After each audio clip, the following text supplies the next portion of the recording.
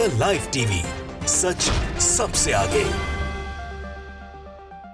दोस्तों, इजराइल फिलिस्तीन युद्ध में हर रोज एक नया मोड़ आ रहा है। हर रोज कुछ नया देखने को मिल रहा है। भयावह तो हालात होते ही जा रहे हैं, लेकिन ईरान क्या कहता है, रूस क्या कहता है, चीन क्या कहता है, यूएस क्या कहता है, ये बहुत महत्वपूर्ण होता जा रहा है, क्योंकि दुनिया दो हिस्सों में बंटती हुई दिख रही है। ईरान को लेकर न्यूज 18 ने एक पूरा का पूरा शो किया है हमारे देश में, और उनका दावा है कि यहाँ पर कुछ ऐसी खबरें आ रही हैं कि 48 घंटे में ईरान हमला कर सकता है इजराइल के ऊपर। क्या ऐसा कुछ है? उसी को लेकर उन्होंने अपने सवालों के साथ कुछ शो के अंदर ऐसे खुलासे करने की कोशिश भी करी है। आपको बता देता हूँ सबसे पहले तो कि ईरान जो है वो लगभग 3 दिन से युद्ध अभ्यास कर रहा है, और युद्ध अभ्यास को अपने दिखा भी रहा है दुनिया के सामने वीडियोस रिलीज करके, जिसमें वो अपने अलग अलग तरह के अत्याधुनिक हथियारों का प्रदर्शन कर रहा है। उसकी मिसाइल्स हैं, उसके हेलीकॉप्टर्स हैं, उसके फाइटर जेट्स हैं, तमाम चीज़ें हैं। जिसको एबी न्यूज़ ने लिखा भी था, मिडिल ईस्ट में तीसरे विश्व युद्ध की घंटी, 200 हेलीकॉप्टर के साथ ईरान ने शुरू किया युद्ध अभ्यास।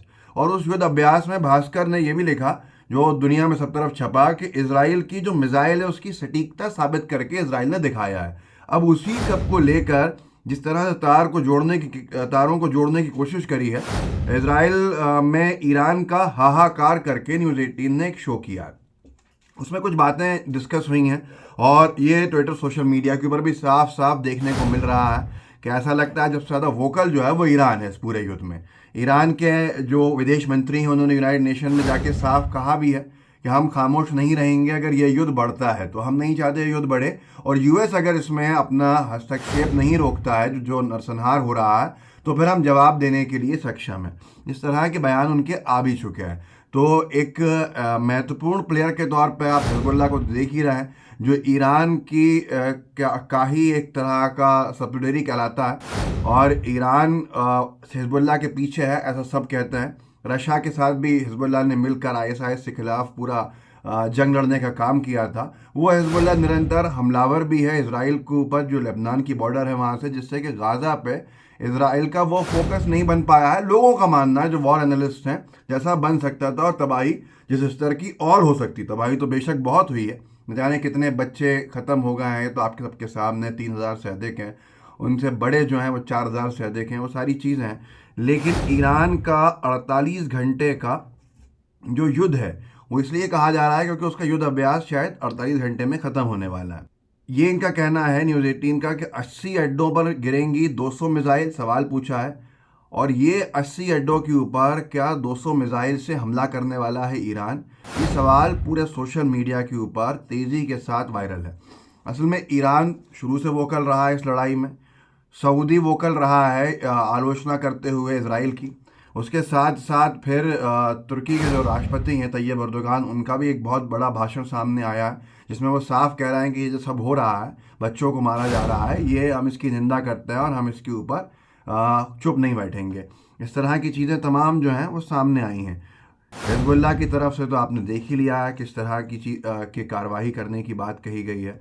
हिजबुल्लाह और साथ में जो जनरल हुसैन सलामी हैं ईरान के, उन्होंने वहाँ ईरान की आर्मी के, उन्होंने अपना एक बयान भी जारी करके उसमें कहा है कि इजराइल सबको सज़ा मिलेगी, जो भी लोग, फ़िलिस्तीन खामोश नहीं बैठेगा। ये सारी चीज़ें जनरल हुसैन सलामी ने कही हैं, और उनका कहना है कि इजराइल गाज़ा में घुसेगा तो तबाह हो जाएगा। ये उनका भाषण अभी आया था। अब इजराइल गाज़ा में एंट्री कर चुका है या कर रहा है, वो सब कुछ साफ है। बार बार बैकफुट पे आता है, वो बात अलग है कि वहाँ बहुत ज़्यादा उसके लिए मुश्किलें हैं, और जिस तरह से हालात बने हुए हैं वो तो बहुत चिंता का विषय है। 7000 से अधिक लोगों का मारा जाना, जो ना हमास से थे ना उनका कोई कसूर था। हमास के नाम पर कब तक फ़िलिस्तीन के आम नागरिकों को मारा जाएगा, इसके ऊपर सब खामोश बैठे हुए हैं। मैं निंदा करता हूँ इसराइल में जो लोग जो सिविलियंस हैं वो मारे गए हैं उनके ऊपर, और ऐसी निंदा आप में से जो भी खामोश बैठे हैं उनको करनी चाहिए 7000 से अधिक फ़िलिस्तीनियों के मारे जाने पर। जो लोग बंधक बनाए गए हैं उनके तो हालात क्या होंगे इसका अंदाज़ा आप लगा सकते हैं। लेकिन उससे बड़ी चीज़ यह है जो इजराइल की जेलों में जो फ़िलिस्तीनी बंद हैं सालों से, उनके क्या हाल होंगे, तो ये एक बड़ा सवाल है। तो ये हालात भयावह होते जा रहे हैं। 80 अड्डों के ऊपर 200 मिसाइल की बात कितनी सही साबित होती है वो आने वाले वक्त में समझ में आ जाएगा। अच्छा, अभी जो जब मीडिया से मुखातिब हुए हैं, बेंजामिन नेतन्याहू, तो उनकी जो भाषा है उसमें ईरान को लेकर बहुत हमलावर नहीं देते दिखे। उन्होंने एक तरह से ईरान को क्लीन चिट दे दी है। उसमें लिखा भी हमास के हमले में ईरान का हाथ नहीं, ईरान को इजराइल दी क्लीन चिट क्वेश्चन मार्क। तो ये इसमें ये भी कहा गया है, क्योंकि उनसे लोगों ने पूछा ईरान, तो उन्होंने कहा स्पष्ट कोई सबूत नहीं है कि ईरान का हाथ है। ये ज़रूर है कि हमास अपने दम पे बहुत कुछ नहीं कर सकता, कोई ना कोई उसके पीछे हो, पर ईरान है उसके पीछे, इसके बारे में हमें अभी कोई जानकारी स्पष्ट तौर के ऊपर नहीं है। तो ये इनका कहना था कि जिस तरह से हालात बने हैं वो बहुत सारी चीज़ें हर रोज़ नई नई करवट लेते हुए दिखते हैं, और यूएस को भी साफ तौर के ऊपर चेताने का काम ईरान ने अपने युद्ध अभ्यास से किया है कि हमारे पास जो हथियार हैं उसने दिखाए हैं, और यूएस को साफ तौर के ऊपर पहले भी वो चेता चुका है और अब भी वो बार बार ये कह रहा है कि आप इस युद्ध से बाहर रहिए। 200 हेलीकॉप्टर्स का युद्ध अभ्यास में शामिल होना ये अपने आप में एक बहुत बड़ा संदेश है, जो संदेश साफ तौर के ऊपर बार बार बैकफुट पर इजराइल को कर रहा है गाज़ा में।